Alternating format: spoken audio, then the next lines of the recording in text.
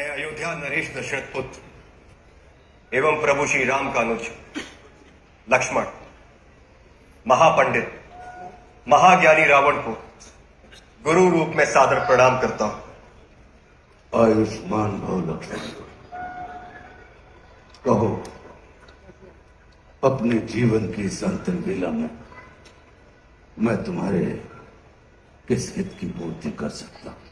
हे महामना, नीति, धर्म, राजनीति एवं समस्त वेद शास्त्रों के ज्ञाता आप अपने ज्ञान और अनुभवों की दीक्षा से लक्ष्मण के जीवन का मार्ग प्रशस्त करने की कृपा करें।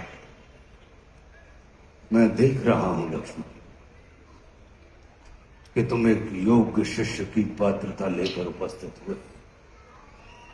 अस्तु, मैं अपने जीवन के कुछ अनुभव तुमसे अवश्य साझा करूंगा। हे सुमित्रा नंदन, अहंकार चाहे सत्ता का हो या सौंदर्य का, शक्ति का हो या भक्ति का, धन का हो या धर्म का, वो बड़े से बड़े विश्व विजेता को नष्ट कर देता है। इसका प्रत्यक्ष उदाहरण ये त्रिलोक विजेता विद्या विचारक महापंडित रावण है।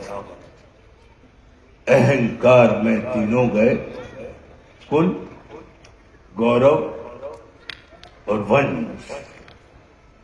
ना मानो तो देख लो इस रावण का अंत। लक्ष्मण, रावण को अपने ज्ञान का अहंकार था और तुम्हारे भाई राम को अहंकार का ज्ञान था। लक्ष्मण, जीवन में सफल होने के लिए शत्रु दृष्टि और मित्र दृष्टि का भेद आना अनिवार्य है। मित्रता भले ही अपने समतुल्य या अपने से निम्न स्तर के व्यक्ति के साथ कर लेना, किंतु शत्रुता सदैव अपने से योग्य व्यक्ति के साथ ही ठानना, क्योंकि ये जगत हमारे व्यक्तित्व का आकलन हमारे मित्रों को देखकर नहीं, हमारे शत्रुओं को देखकर लगाता है। जितना बड़ा और गरिमापूर्ण हमारा शत्रु होता है, उतने ही बड़े और गरिमापूर्ण की ख्याति को हम प्राप्त होते हैं। देखो ना, इस जगत ने जो कुछ राम से जुड़कर प्राप्त नहीं किया, उसे रावण ने राम से लड़कर प्राप्त कर लिया। लक्ष्मण,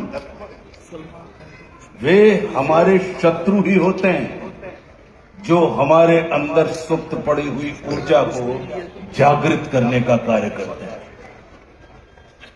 हमारा शत्रु ही होता है जो हमें असुरक्षा से निकालकर सुरक्षा में जाने की प्रेरणा देता है। वो हमारा शत्रु ही होता है जो हमें अपने सीमित वृत्त से निकालकर अपने वृत्त को असीमित करने की प्रेरणा देता है। इसलिए शत्रु तिरस्कार का नहीं, नमस्कार का पात्र होता है।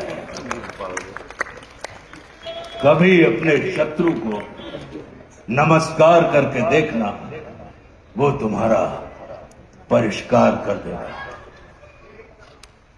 लक्ष्मण,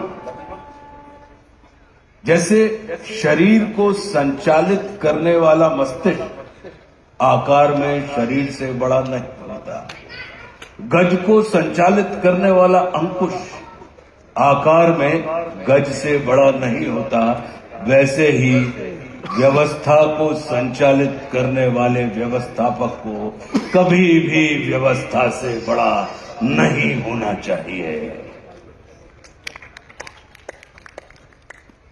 ये सारा नीति ज्ञान तुम्हारे भाई श्री राम तुम्हें स्वयं दे सकते थे, किंतु उन्होंने तुम्हें मेरे पास भेजा। जानते हो क्यों? लक्ष्मण, मेरी संस्कृति असुर की है, लेकिन मैं प्रकृति से एक तपस्वी हूं, साधक। और किसी भी व्यक्ति को अपने अंतिम समय में अपनी संस्कृति के अनुसार नहीं, अपनी प्रकृति के अनुकूल कर्म करने चाहिए, तब उसे मृत्यु नहीं, मुक्ति प्राप्त होती है। और राम रावण को मारना नहीं, तारना चाहते हैं। तभी तो उन्होंने मेरे अंतिम समय में मेरी प्रकृति के अनुकूल उपदेशात्मक कर्म करवाकर मेरी मुक्ति के मार्ग को प्रशस्त कर दिया। आने वाले समय में ये जगत कहेगा कि त्रिलोक विजेता, विद्या विशारद, महापंडित रावण की पराजय का एकमात्र कारण है कि उसके पास लक्ष्मण जैसा भाई नहीं था। लेकिन इस जगत को ये स्मरण रखना चाहिए कि लक्ष्मण जैसा भाई प्राप्त करने के लिए व्यक्ति को रावण नहीं, स्वयं राम बनना पड़ता है। सदैव अपने भाई राम के अनुगामी रहना।